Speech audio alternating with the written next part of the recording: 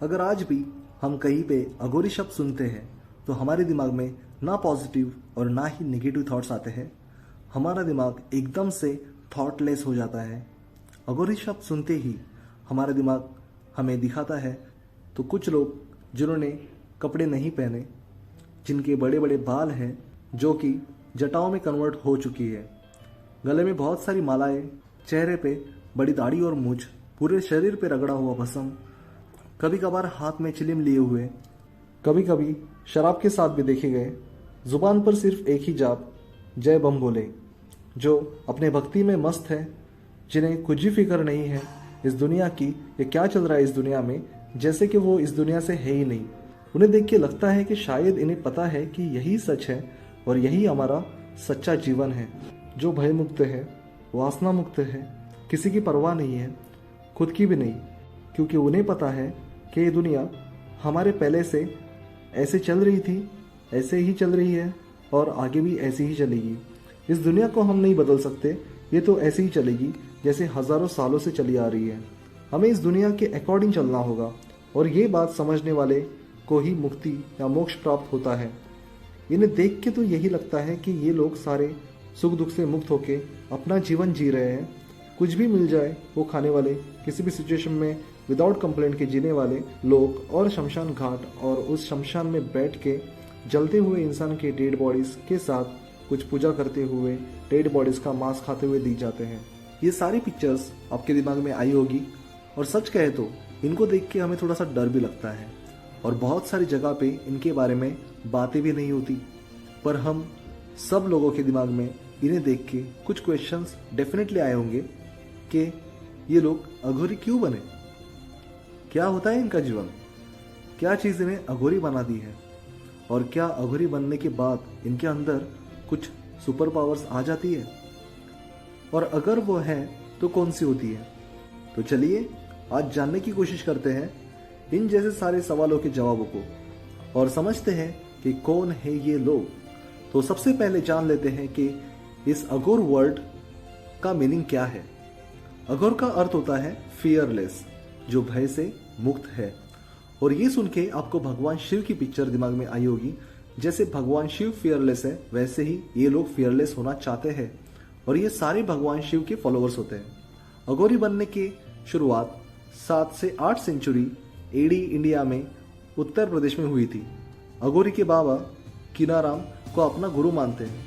सारे अघोरी बाबा कीनाराम को अपना गुरु मानते हैं और भगवान दत्तात्रेय को आदि गुरु। भगवान दत्तात्रेय भगवान शिव का एक विरोधी रूप है और इन भगवान दत्तात्रेय को देखा था बाबा कीनाराम ने गिरनार के पहाड़ी पे, जो गुजरात में है। कहा जाता है कि भगवान दत्तात्रेय ने यंग तपस्वियों को प्रसाद के रूप में अपने ही शरीर का मांस खिलाया था और इससे उन तपस्वी को दिव्य दृष्टि मिली और तब से गुरु शिष्य रिलेशन बने और तब से अघोरी की प्रथा स्टार्ट हुई। कहा जाता है कि विष्णु, ब्रह्मा और शिव तीनों का एक अवतार है जो भगवान दत्तात्रेय में है। अघोरी मानते हैं कि हमें पूरे अंधकार में जाना चाहिए, सारी बातें भूल के, सब कुछ छोड़ के, हर एक चीज से डिटैच होके फिर अपने आप को हम अच्छे से पहचान सकते हैं। सारे डिटैचमेंट के बाद जो हम बाहर निकलेंगे वही हमारा पुनर्जन्म होगा और वो हमारी सच्ची पर्सनैलिटी होगी। सुपरनेचुरल पावर्स पाने के लिए अघोरी महाकाल, भैरव, वीरभद्र, अवधूता जो मेल गॉड है, और धूमवती, बगलामुखी और भैरवी जो फीमेल गॉडेस हैं, उनकी साधना करते हैं। अघोरी मानते हैं कि सारे इंसान पैदा होते हैं तब एक्चुअल में वो सब बाय नेचर अघोरी ही होते हैं। जैसे बच्चे बड़े होते जाते हैं तो सोसाइटी इन्फ्लुएंस और सोसाइटी में चल रहा हर किसी के साथ हर तरह का भेदभाव देखकर वो भी भेदभाव ही करने लगते हैं। इसे एक एग्जाम्पल से समझते हैं। आपने ऑब्जर्व किया होगा कि स्कूल में जब कोई फर्स्ट रैंकर आता है और जो लास्ट रैंकर या फिर कोई फेल हो जाता है तो उन दोनों बच्चों के साथ टीचर्स के बिहेवियर में जमीन आसमान का फर्क होता है। अगर वो बच्चा फेल हुआ है, इसका मतलब वो बच्चा ऐसे किसी चीज में होशियार होगा जिसमें बहुत रेयरली स्कूल का कोई दूसरा बच्चा होशियार होगा।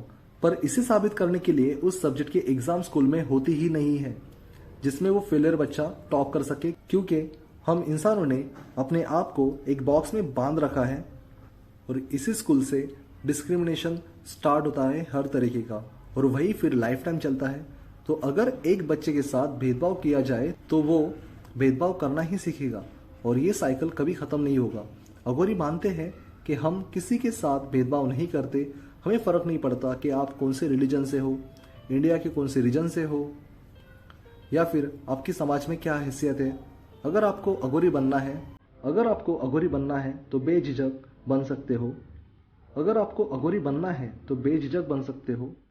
बस शर्त यह है कि इसके लिए बहुत कड़ी तपस्या सालों साल करनी होगी। अघोरी की कुल देवता का नाम है हिंगलज माता और इनका जो प्रमुख स्थान है वो है रविंद्रपुरी, जो वाराणसी में है। बहुत साल पहले कुछ लोगों का ये भी मानना था कि अघोरी के पास हीलिंग पावर्स है और वो किसी भी इंसान को रोग मुक्त कर सकते हैं, और ये हीलिंग प्रोसेस ब्लैक मैजिक का पार्ट है। तो बेटर है कि हम इसके बारे में बात ना ही करें, क्योंकि ये अब सारी चीज़ें क्राइम है और आजकल ये सारी प्रैक्टिसेस कोई अघोरी नहीं करता। मैं आशा करता हूँ कि आपको ये इन्फॉर्मेशन अच्छी लगी होगी, और अगर अच्छी लगी होगी तो आप लाइक कीजिए, शेयर कीजिए और यहाँ पे कमेंट करके आप अपना फीडबैक भी दे सकते हो। Thank you very much.